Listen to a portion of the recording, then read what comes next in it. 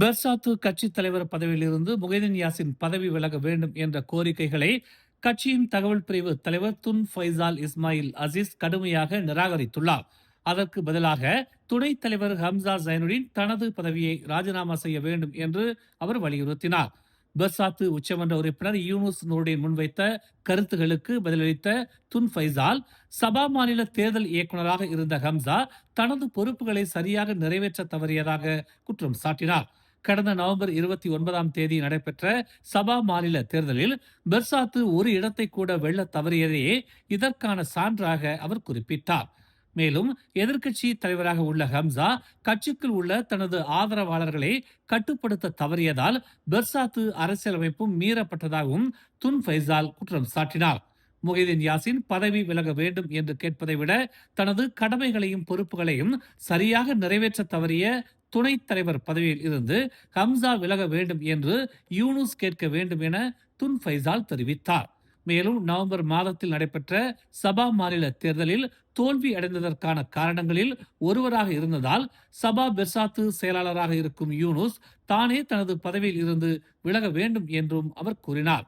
பரிகாத்தான் national கூட்டணியில் தலைவர் பதவியை நீக்குவது தொடர்பாக பாஸ் கட்சியுடன் ஏற்பட்ட கருத்து வேறுபாடுகளை தொடர்ந்து முகைதீன் யாசின் கட்சி தலைவர் பதவியில் இருந்து விலகி அந்த இடத்தில் ஹம்சா சைனுடினுக்கு வழிவிட வேண்டும் என கோரி வரும் மூத்த தலைவர்களில் யூனுஸும் ஒருவர் என்பது குறிப்பிடத்தக்கது. பரிகாத்தான் நேஷனல் அமைப்பை மறுசீரமைக்கும் பணியின் ஒரு பகுதியாக பரிகாத்தான் நேஷனல் தலைவர் பதவியை நீக்குவதற்கு பாஸ் மற்றும் பெர்சாத்து இடையே ஒப்பந்தம் ஏற்பட்டதாக முகைதீன் கூறியிருந்தார். ஆனால் அந்த விவகாரம் குறித்து எந்த ஒரு பேச்சுவார்த்தையும் நடக்கவில்லை என பாஸ் கட்சி தெரிவித்துள்ளது. யூனுஸ் பெர்சாத்து தலைவர் என்ற வகையில் முகைதீன் ஒருதலை பட்ச முடிவுகளை எடுத்து எதிர்க்கட்சியின் முக்கிய கூட்டாளியான பாஸ் கட்சியுடன் பிளவுகளை ஏற்படுத்தியதாகவும் குற்றம் சாட்டியிருந்தார்.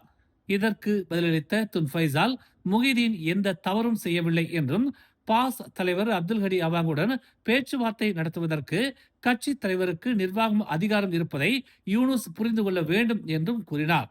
மேலும் பரிகாத்தான் நேஷனல் மறுசீரமைப்பு தொடர்பான முகைதீன் ஹாடி பேச்சுவார்த்தைகள் இன்னும் முன்மொழிவு நிலையிலேயே உள்ளதாகவும் எந்த இறுதி முடிவும் எடுக்கப்படவில்லை என்றும் அவர் விளக்கினார்.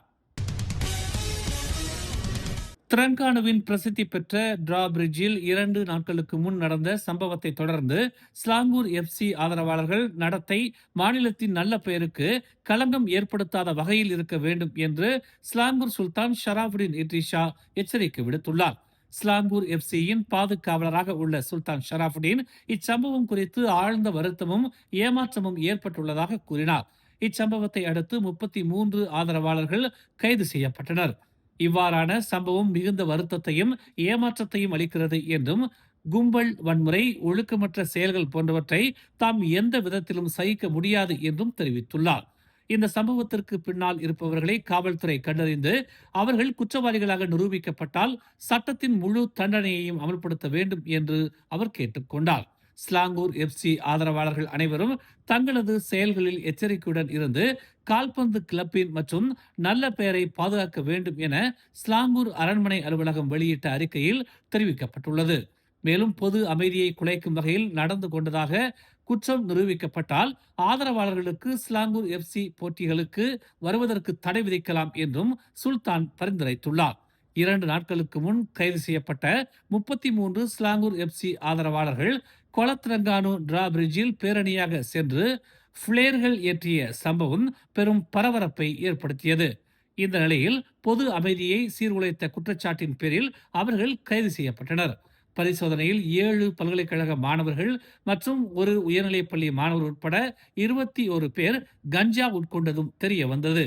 இந்த சம்பவம் சுல்தான் மிசான் ஜைனால் அபிடின் மைதானத்தில் நடைபெற்ற போட்டிக்கு முன்பாக நடந்தது.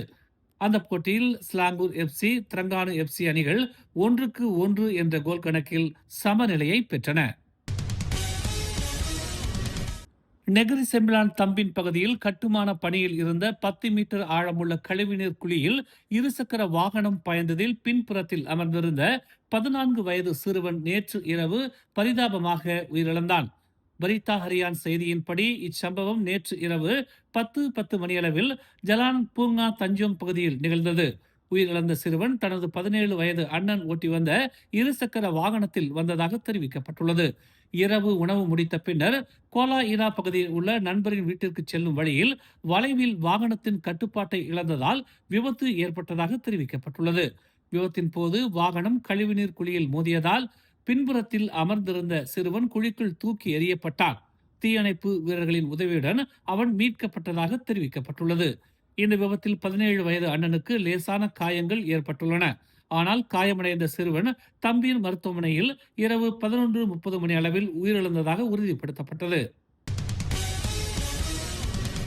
சட்டவிரோதமாக வெளிநாட்டினரை மலேசியாவுக்குள் கொண்டு வரும் கும்பலைச் சேர்ந்த இருவர் கைது செய்யப்பட்டதுடன் அவர்களுடன் இருந்த 20 வெளிநாட்டினரையும் குடிநுழைவுத்துறை கைது செய்துள்ளது. நேற்று இரவு கூச்சாய் லாமாவில் உள்ள வணிக வளாகத்தின் வாகனம் நிறுத்தும் இடத்தில் வெளிநாட்டினரை கைமாற்றுவதாக பெறப்பட்ட தகவலின் அடிப்படையில் அவர்கள் கைது செய்யப்பட்டதாக குடிநுழைவுத்துறை தெரிவித்துள்ளது. வணிக வளாகத்தின் வாகனம் நிறுத்தும் இடத்தில் 2 வாகனங்களை சோதனையிட்டதாகவும் முதல் வாகனத்தில் 7 வெளிநாட்டினரும் மற்றொரு வாகனத்தில் 2 வெளிநாட்டினரும் கைது செய்யப்பட்டதாக தெரிவிக்கப்பட்டுள்ளது. கைது செய்யப்பட்டவர்களிடம் விசாரணை நடத்தியதை அடுத்து கூச்சாய் லாமாவில் உள்ள அடுக்குமாடி குடியிருப்பில் தங்கியிருந்த 12 வெளிநாட்டினரையும் கைது செய்ததாக குடிநுழைவுத்துறை தெரிவித்தது. கைது செய்யப்பட்டிருக்கும் அனைவரும் 18 முதல் 49 வயதுக்கு உட்பட்டவர்கள் என்றும் அவர்களிடமிருந்து 82,100 ரிங்கிட் மலேசிய பணமும் 3,700 ரிங்கிட் அமெரிக்க டாலரும் பறிமுதல் செய்யப்பட்டதாகவும் தெரிவிக்கப்பட்டுள்ளது. இந்த கும்பல் கடந்த 2025 டிசம்பர் மாதம் கிளந்தான் வழியாக மலேசியாவுக்குள் நுழைந்து தற்போது கோலம்பூரில் தங்கி கூலி வேலை செய்து வருவதாகவும் ஜொகூரில் உள்ள ஒரு நிறுவனத்துக்கு சட்டவிரோதமாக பணிக்கு அனுப்பும் போது கைது செய்யப்பட்டிருப்பதாகவும் குடிநுழைவுத்துறை தெரிவித்துள்ளது. மலேசியாவில் போதைப்பொருள் தொடர்பான 8 குற்றச்சாட்டுகள் காரணமாக மரண தண்டனையை எதிர்நோக்கியிருந்த பிரான்ஸ் நாட்டு பிரஜையான 34 வயது டாம் ஃபெலிக்ஸ் இன்று நீதிமன்றத்தால் முழுமையாக விடுதலை செய்யப்பட்டார். சுமார் 2.5 ஆண்டுகள் காவலில் இருந்த பின்னர் அவர் விடுதலை பெற்றுள்ளார். வடக்கு மலேசியாவின் அலோஸ்டார் நகரில் உள்ள உயர்நீதிமன்றம் இந்த வழக்கில் டாம் ஃபெலிக்ஸுக்கு போதைப் பொருட்கள் மீது கட்டுப்பாடு, பாதுகாப்பு அல்லது உடைமை இருந்ததை அரசு தரப்பு நிரூபிக்க தவறியதாக தீர்ப்பளித்தது. இதனால் குற்றச்சாட்டுக்கு உள்ளான நபர் விடுதலை செய்யப்பட்டு அனைத்து குற்றங்களில் இருந்தும் வழக்கு தள்ளுபடி செய்யப்படுவதாக உயர்நீதிமன்ற நீதிபதி ஈவானி பரிஷிதா முகமது தீர்ப்பளித்தார். தீர்ப்புக்கு பிறகு அவரது பெற்றோர் ஜான் லூக் மற்றும் சில்வி ஃபெலிக்ஸ் ஒருவரை ஒருவர் கட்டியணைத்து மகிழ்ச்சியை வெளிப்படுத்தினர். 2023ஆம் ஆண்டு தாம் வசித்த வீட்டின் பொது பகுதியில் 1.86 கிலோகிராம் கஞ்சா கண்டுபிடிக்கப்பட்டதை தொடர்ந்து டாம் ஃபெலிக்ஸும் அவரது மலேசிய வணிக கூட்டாளரும் கைது செய்யப்பட்டனர். பின்னர் டாம் ஃபெலிக்ஸிடம் 11.7 கிராம் கஞ்சா இருந்ததாகவும் அதிகாரிகள் தெரிவித்தனர். மலேசியாவில் போதைப்பொருள் கடத்தல் மற்றும் வைத்திருத்தல் கடுமையான குற்றங்களாக கருதப்படுகின்றன. அதிக அளவு போதைப்பொருள் சம்பந்தப்பட்ட வழக்குகளில் மரண தண்டனைக்கு சட்டம் அனுமதி அளித்தாலும் தற்போது அது கட்டாயமானது அல்ல. மேலும் 2018ஆம் ஆண்டு முதல் எந்த மரண தண்டனையும் நிறைவேற்றப்படவில்லை என்பது குறிப்பிடத்தக்கது.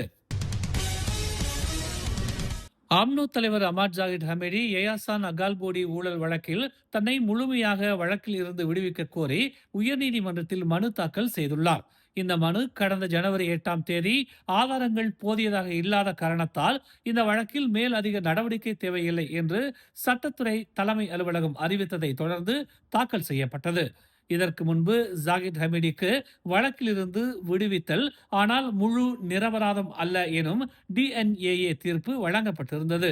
தற்போது அவர் ஜனவரி 28ஆம் தேதி அவசர சான்றிதழுடன் இணைத்து முழுமையான விடுதலைக்கான இந்த மனுவை தாக்கல் செய்துள்ளார். இந்த மனுவை இன்று விசாரிக்க நீதிபதி நூருல் ஹுடா நுராயினி நூர் நிர்ணயித்திருந்தார். எனினும் துணை அரசு வழக்கறிஞர் ஃபதியுஸ் ஜமான் அமாட் வழக்கு தொடர்பான ஆவணங்கள் கடந்த வெள்ளிக்கிழமை மட்டுமே சட்டத்துறை தலைமை அலுவலகத்திற்கு வழங்கப்பட்டதாக கூறி விசாரணையை ஒத்திவைக்க கோரினார். இதற்கு பதிலளிக்கும் உறுதிமொழி தாக்கல் செய்ய வேண்டியுள்ளது என்றும் அதற்காக அரசு தரப்பிற்கு 2 வாரங்கள் அவகாசம் தேவை என்றும் அவர் கூறினார். இதனைத் தொடர்ந்து நீதிபதி பிப்ரவரி 24ஆம் தேதியை இந்த மனுவின் விசாரணைக்காக நிர்ணயித்தார். கடந்த 2024ஆம் ஆண்டு செப்டம்பர் 4ஆம் தேதி விசாரணை நீதிபதி கொலின் லாரன்ஸ் செக்வாரா மலேசிய லஞ்ச ஊழல் தடுப்பு ஆணையம் மேல் அதிக விசாரணை நடத்துவதற்காக ஊழல், பணம் சுத்திகரிப்பு, நம்பிக்கை மீறல் தொடர்பான 47 குற்றச்சாட்டுகளில் ஜாகித் ஹமீடிக்கு டிஎன்ஏஏ வழங்கியிருந்தார். அதே நேரத்தில் அரசு தரப்பு அனைத்து குற்றச்சாட்டுகளிலும் முதற்கட்ட ஆதாரங்களை நிரூபித்துள்ளதாக நீதிமன்றம் முன்பே தீர்ப்பளித்திருந்தது. டிஎன்ஏஏ வழங்கப்படுவதற்கு முன் ஜாகித் மற்றும் பாதுகாப்பு தரப்பைச் சேர்ந்த பல சாட்சிகள் நீதிமன்றத்தில் சாட்சி அளித்திருந்ததும் குறிப்பிடத்தக்கது. மேலும் செய்திகளை தெரிந்து கொள்ள தமிழ் மலர் இணையதளம், தமிழ் மலர் செயலி மற்றும் மலர் டிவி யூடியூப் சேனலை வலம் வாருங்கள். எங்களோடு இணைந்திருக்க மலர் டிவியை பதிவு செய்து கொள்ளுங்கள். உறவுகள் மகிழ்ந்திட விருப்பம் மற்றும் பகிர்வு சேவையை சொடுக்கிடுங்கள்.